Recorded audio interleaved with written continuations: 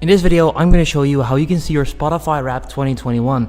You can open up your Spotify app. If you click right here, you should be able to see it right away. Now, if this right here is not showing up yet, that can be for a couple reasons, but what you can do, simply go to your browser, type in Spotify Wrapped, go back, click on that link right here, which will then also send you into the app, and that will show you this overview. If you then click on here, you'll see your most listened to songs.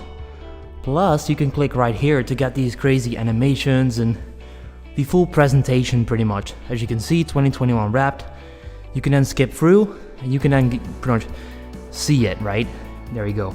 If you want to learn how you can see this and share it on your Instagram story, click on the video on the screen right now. If it's not working, I've also been making videos how to fix it. It will be up on the channel, so if this helped you out guys, please go ahead and leave a like, and then I'll see you in the next video. Have a good day.